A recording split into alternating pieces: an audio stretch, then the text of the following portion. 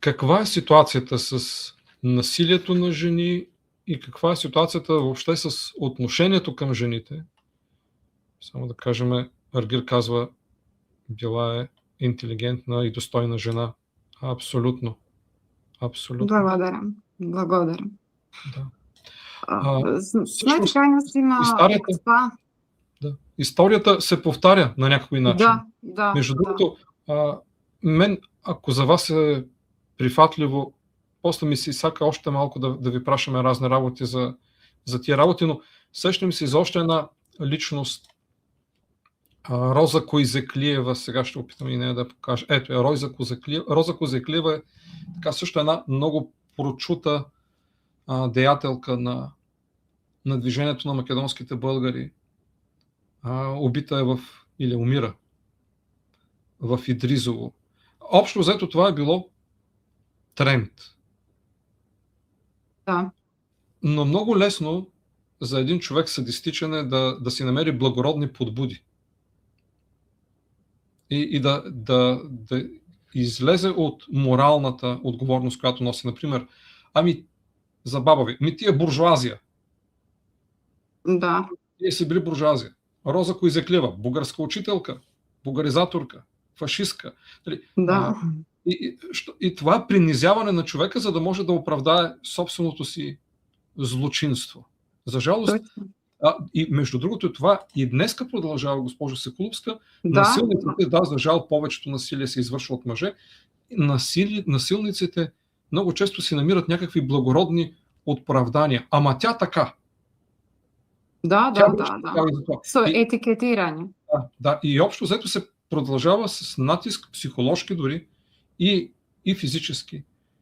За това. Извинете ме, че се отплеснах отново от вълнение, от възнамираност, ги говорим така работите, но ето, новините казват, млада майка с детето си, доведена до там да скокне. Да, как да гледаме на това, което се случва с феминицида в Македония днес? Претерана експанзија на машката моќ. Наместо тие вика во Југославија, во Тито Југославија им дадовме право на жените, но во суштина тоа беше експанзија на машката моќ. И се уште така остана. Посебно ако имате врски во полиција, како што очигледно дека господинот кој што е сопругот кој што ја тепал Ивана имал врски во полиција. Затоа што полицијата е клиентелистичка. Па затоа, ето, и податоците од Евростат за 2023 година ја сместуваат Северна Македонија на 3-то место во Европа по стапката на убиство на жени и на 1-во место во регионот. Истовремено проценето е дека секоја 3-та жена е жртва на семејно насилство. Насилството може да биде вербално, може да биде емоционално, психичко, сексуално. Додека пак 30% од жените се жртви на економско насилство, поточно на контрола на пари. И само 1% од починителите на убиство на жени одслужуваат затворска казна. Северна Македонија уште во 2017 година ја ратификуваше Истанбулската конвенција и со тоа се обврза да ги смени своите закони како што беа измените на кривичниот законник во 2023 година, но очигледно дека сето тоа беше само на хартија. Полицијата и судовите се уште не го препознаваат родово базираното насилство, а претходно кај многу дела од семејното насилство или насилство врз жена, како телесна повреда, загрозување на сигурноста, жртвата беше упатувана од страна на полицијата дека сама треба да покрене приватна тужба, што тоа значи да помене жртвата низ уште една психичка травма. А и сега е така, верувајте дека и сега е така. Со новите измени, институциите се должни, ама тоа не го прават, да ги гонат сторителите по службена должност, доколку делата се сторени и препознаени како родово базирано насилство или семејно насилство што е трпе одговорноста и стравот на жртвата. Значи, тука треба да имаме обучен кадар и во центрите за социјална работа, и во кај двоецот судско-обвинителскиот двоец, но и кај полицијата, за да го препознат родово базираното насилство. Според некои членови од новиот законник, ако убиството е извршено при вршење на родово базирано, значи насилство врз жена, тогаш на сторителот му следува казна затвор од најмалку 10 години или доживотен затвор.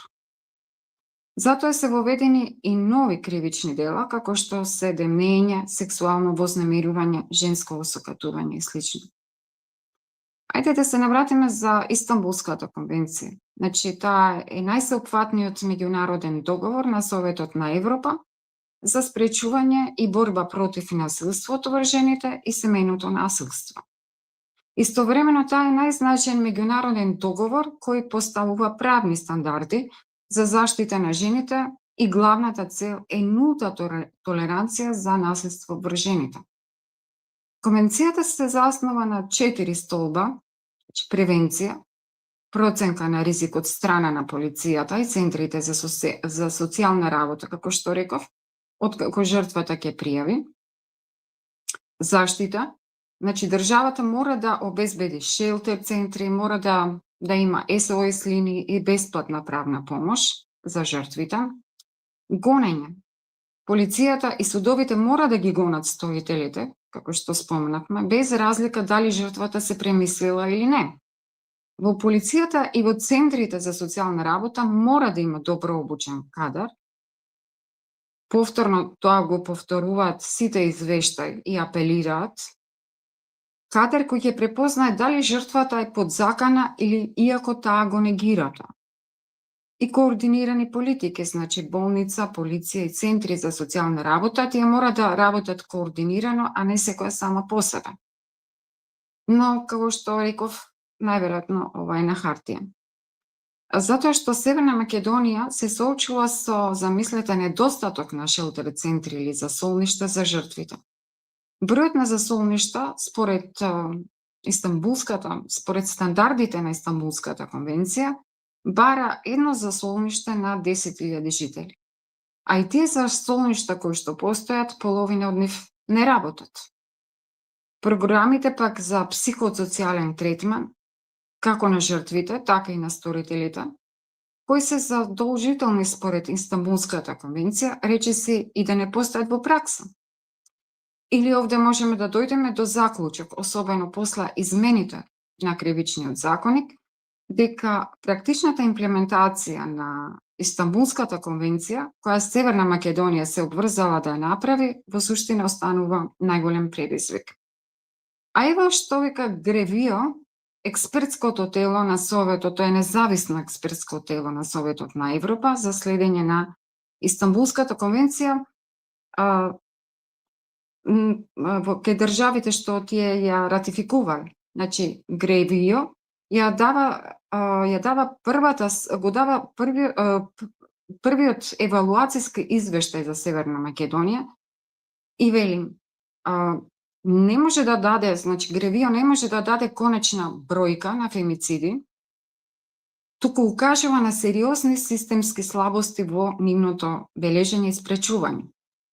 Ето ги клучните критики на Гревио. Недостиг на официјална статистика. Значи, Гревио нотира дека Северна Македонија не постои. Во Северна Македонија не постои единствен државен систем кој прецизно ги класифицира бројот на фемицидите. Наместо тоа, податоците често се потпираат на анализи на граѓански организации. Невидливост на родовата природа.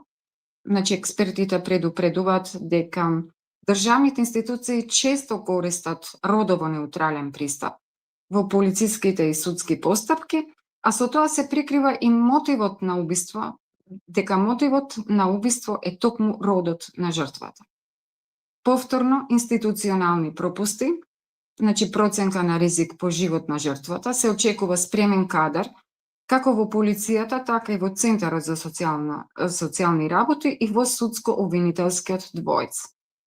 Исто така, Гревио од Северна Македонија бара сегрегирани податоци, што тоа не може Северна Македонија да го испорача, колку жени се убиени од нивните партнери, Колку жени се загрозени заради институционални пропусти и негирање на полицијата и центрите за социјална работа.